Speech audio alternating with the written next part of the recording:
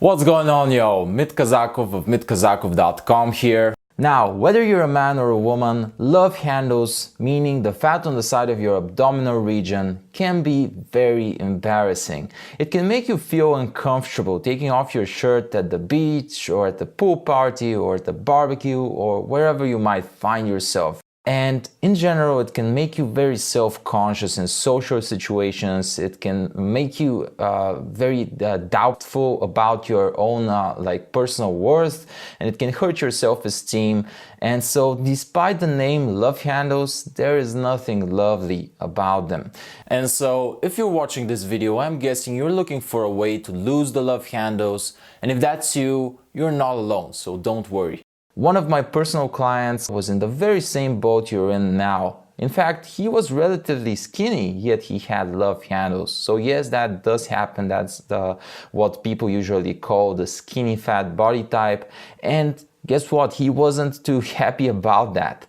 So naturally, he looked for a way to lose the love handles, but nothing seemed promising. Like, he read articles, he watched videos like you probably do, but it was all diet fads and so on. And luckily he's a smart guy though, so he kept looking. And long story short, he stumbled upon one of my videos. He wanted to make a change, so he reached out to me and we started working together. With some guidance from me and with his great efforts on his part, which I applaud him for, he was able to get rid of his love handles completely. And actually he even got to see his abs for the very first time in his life, which was super exciting. And so nowadays he gets compliments from his family and friends all the time, but best of all, he feels confident, he feels good within his own skin, and that is what I want for you. I want you to feel confident, have that self-esteem, and just live the best life that you can. And so let's dive right into this video's content so I can finally help you do that. The very first thing I need you to understand is what love handles are and why they are there. So what are love handles? They are the fat that's stored on the side of your abdominal region, and it is body fat. That is body fat that has been deposited for storage in that region.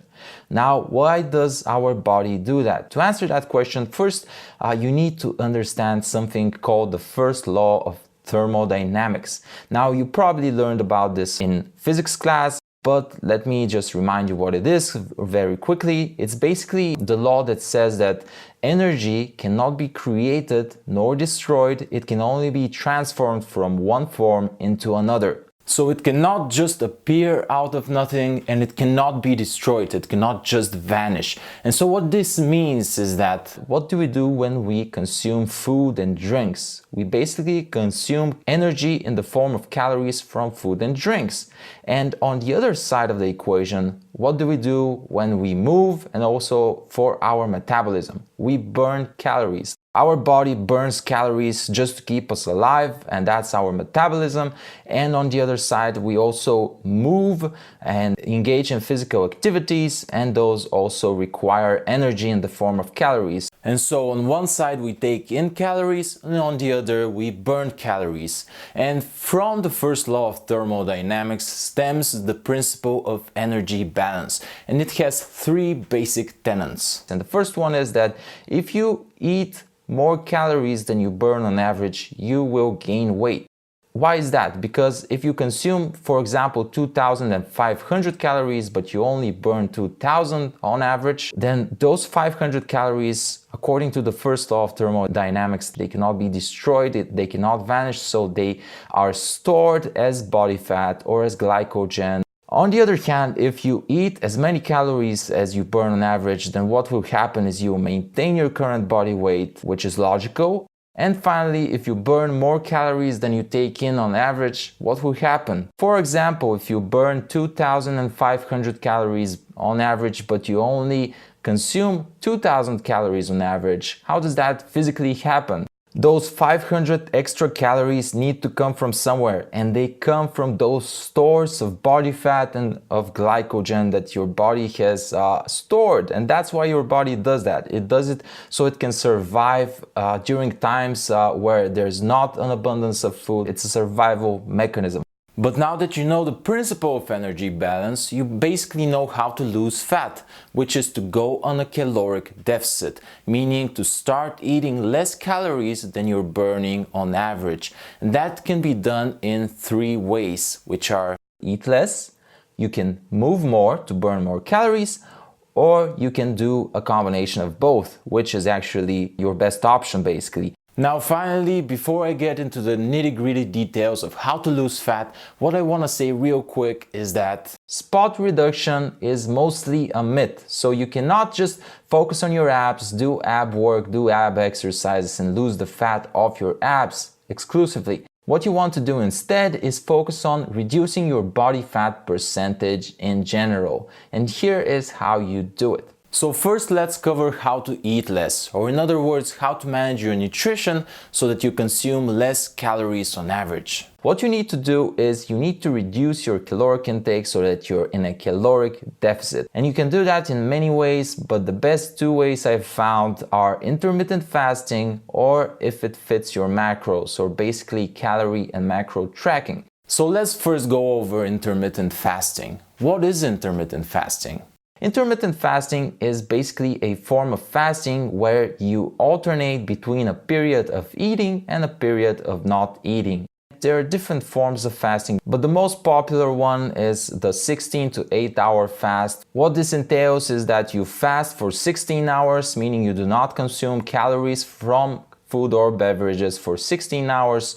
And you eat in an 8-hour window. So for example, if you have your last meal of the day at like 9 p.m., the next day you're basically gonna skip breakfast and you are gonna have your first meal at around 1 p.m. And what this helps you do is basically reduce your caloric intake without counting calories, without weighing every single morsel of food that you put into your mouth. On the other hand, you have this approach called if it fits your macros. And it's basically a flexible approach where as long as you hit your caloric and macronutrient intake needs for the day, you are all good. So for example, this might mean calculating your caloric intake for weight loss and then calculating your macronutrients, which are your proteins, dietary fats, and carbohydrates. Now, each of those macronutrients contain a certain amount of calories. More specifically, a gram of protein contains 4 kcals, a gram of fat contains 9 kcals, and a gram of carbs contains again 4 kcals. And so if you're doing IIFYM, or if it fits your macros, all you need to do is hit your macro goals, and that way you hit your caloric goals and you're all set, because your caloric goals were calculated in a way to put you in a caloric deficit. So if you decide to use this approach, what you need to do is find a calorie calculator, and I'll leave one in the description. Basically, you input your height, weight, and all of that bio data, and it calculates how many calories you're supposed to eat and how many proteins, fats, and carbs that is. After that, all you need to do is hit those numbers, and you can do that by tracking your intake with an app like myfitnesspal.com or chronometer.com, and you are all set. And finally, I want to mention that these 2 approaches, intermittent fasting and IIFYM, or if it fits your macros, aren't mutually exclusive. In fact, you can use them both. You can count your calories and macros to make sure that you're in a caloric deficit, and you can do intermittent fasting to help you with appetite control and so on. So you can do them both at the same time. And what this will all help you do is basically reduce your caloric intake so that you can be in a caloric deficit and start losing weight. Now notice that I said weight and not body fat. Why is that? Because if you're in a caloric deficit but you don't work out and don't work out with enough intensity, some of that lost weight will be muscle mass. More muscle means more potential to basically move and burn calories. So you do not want to lose muscle mass, which is why you want to be doing resistance training at least 3 times per week for an hour or so. And what is resistance training? It's basically training where you use resistance, whether it be your own body weight or weight training using barbells, dumbbells, machines, cables. You can also use resistance bands, and all of that is resistance training. This higher intensity, and by intensity I mean the level of resistance used, is what's actually going to help you maintain your muscle mass while burning off fat. So that's why you want to focus mainly on resistance training. Now, if you're doing your resistance training like 3 or 4 times per week, then you can add in some form of cardio. So whether it be steady state cardio, HIIT, you're all good. Just pick a form of cardio that you like and just do it. And so what that's going to help you do is burn even more calories so that you can go in a caloric deficit more easily without absolutely starving yourself. You can still eat decent amounts of food and still be in a caloric deficit, burn fat, maintain muscle mass, and just look amazing. And that is how you get rid of your love handles. So guys, this is a YouTube video, so obviously we don't have enough time to go into greater detail on how exactly to burn off the fat, but that's why I wrote my short book, Burn the Fat, the 3 Secret Eating Habits for a Lean Athletic Body. And in there I show you exactly step by step my methodology that I use to help myself and my clients shed every ounce of fat in order to develop a leaner, more athletic physique. So if you're interested in that, just click the link in the description and check out the book and the details, and if you like it, then you can get it. With all of that being said, thanks so much for watching this video. I hope you enjoyed it. If you liked the video, make sure to subscribe to the channel to get more videos when they come out. Also make sure to share this video so that it can help more people get the physiques that they want. With all of that being said, thanks again for watching, and I'll catch you in the next video.